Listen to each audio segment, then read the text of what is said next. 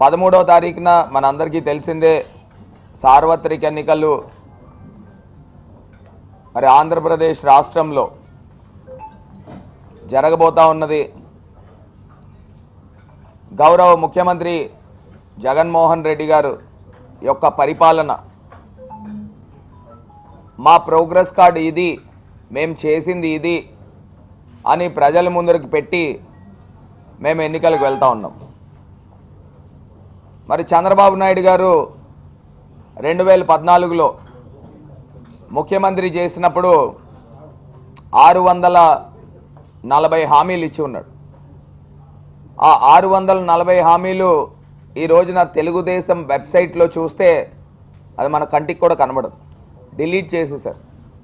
అంటే వాళ్ళకున్న మేనిఫెస్టోకున్న విలువ ఏ పాటిదనేది ఒక్కసారి ప్రజలందరూ కూడా గమనించాలి, ఆలోచన చేయాలి. నేను మచ్చుకి 4 ప్రధానమైన హామీలు తెలుగుదేశం పార్టీ చంద్రబాబు నాయుడు గారు ప్రకటించినట్లో మీకు ఒక్కసారి మళ్ళీ గుర్తుకు చేస్తాను. జాబు కావాలంటే బాబు రావాలని అన్నాడు. మరి ఎంతమందికి జాబులు వచ్చాయో చంద్రబాబు నాయుడు గారే చెప్పాలి. ఆంధ్ర రాష్ట్ర ప్రజలకైతే అందరికీ తెలుసు, ఏ ఇంట్లో కూడా జాబు రాలా. ఒకవేళ జాబు ఇవ్వలేని పక్షంలో ఆయన చెప్పిన రెండో మాట ఏంటంటే 2000 రూపాయలు ప్రతి నిరుద్యోగికి నిరుద్యోగ భృతి ఇస్తానని చెప్పాడు. నాకు తెలిసి ఆంధ్రప్రదేశ్ రాష్ట్రంలో 5.5-6 కోట్ల మంది జనాభా ఉన్నారు. ఆ జనాభాకి సంబంధించి నెలకి 2000 అయితే సంవత్సరానికి 24,000, 5 సంవత్సరానికి 1,20,000 రూపాయలు, 1,20,000 రూపాయలు ఒక్కొక్క వ్యక్తికి. మరి 6 కోట్ల ఆంధ్రుల్లో ఏ ఒక్కడికి 1,20,000 రూపాయలు ఆయన ఇచ్చాడని నేను ప్రశ్నిస్తున్నా. ఒకవేళ ఎవరికైనా ఇస్తే చెప్పండి, మేము రాజకీయాల నుంచి వదిలి వెళ్ళిపోతాం. మరి ఈ రకమైన అబద్ధపు మాటలు చెప్పి ఆయన వెళ్ళిన సందర్భం. రైతు రుణమాఫీ అక్షరాల 87,000 కోట్ల రూపాయలు చంద్రబాబు నాయుడు గారు ప్రకటించారు. మరి అది ఎక్కడికి వెళ్ళిపోయిందనేది ఎవరికీ తెలియదు. ఏ రైతుకి మాఫీ అయిందో మాకైతే తెలియదు. 4వ అంశము డ్వాక్రా రుణమాఫీ. ఆ డ్వాక్రా రుణమాఫీ సుమారుగా 14,000 కోట్ల రూపాయలు. మరి ఏ మేరకు చంద్రబాబు నాయుడు గారు చేశారో ప్రజలకి ఎవరికీ కూడా తెలియదు. అంటే ప్రధానమైన 4 హామీలు 640లో నేను 4 హామీలు ప్రస్తావించాను. మహాలక్ష్మి పథకం 25,000 రూపాయలు, అమ్మాయి పుడితే 25,000 ఇంటికి. 5 హామీలు ప్రధానమైన నేను చెప్తే అందులో ఏ ఒక్కటి కూడా నెరవేర్చలే.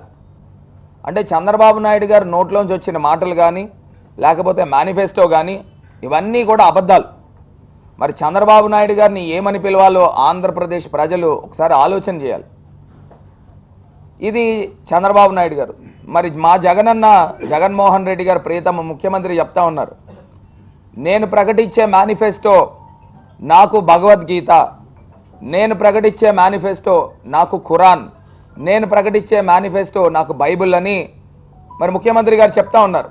మేము నవరత్నాలనే కేవలం 9 పథకాలతో మేము ముందుకు వెళ్ళినది ప్రతిదీ కూడా తూచా తప్పకుండా మేము పాటించాం.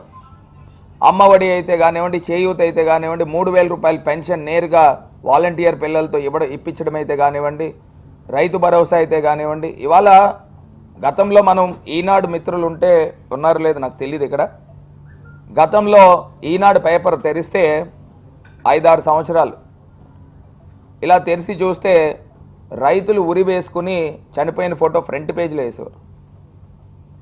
అంటే రైతు అన్నలందరూ కూడా అప్పులు చేసి ఇబ్బందులు పడి చనిపోయిన పరిస్థితులు గతంలో. వాళ్ళకి పంట రాక లేకపోతే అకాల వర్షాలతోనే ఏదో వివిధ కారణాలతో అప్పులు పాలైపోయి చనిపోయిన సందర్భాలు.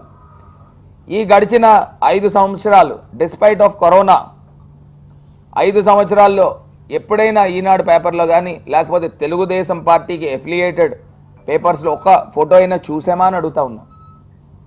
అంటే ఇవాళ ఆంధ్రప్రదేశ్ రాష్ట్రంలో ఒక విప్లవాత్మకమైన మార్పు వచ్చింది. సంక్షేమ రాజ్యం జరుగుతూ ఉంది, ప్రజలు గమనించగలరు. చంద్రబాబు నాయుడు గారు చెప్పినవన్నీ కూడా అబద్ధాలు. మేము చెప్తా ఉన్నాం, ఆయన పేరు చంద్రబాబు కాదు, అబద్ధాలు బాబు. మరి ఇవాళ జగన్మోహన్ రెడ్డి గారు చెప్పినవన్నీ చేస్తూ ఉన్నారు. ఇది నిజం, ప్రజలు గమనించమని కోరుతున్నా. ప్రజల్ని అబద్ధానికి నిజానికి జరిగే పోరాటంలో నిజం పక్షాన నుంచోవలసిందిగా ఇవాళ ప్రజలందరినీ కూడా కోరి ప్రార్థిస్తున్నా. ఇవాళ సూపర్ 6 సూపర్ 7 చంద్రబాబు నాయుడు గారు ప్రకటించారు. 4,000 రూపాయలు పెన్షన్ అని చెప్పి అబ్బా తాతలకు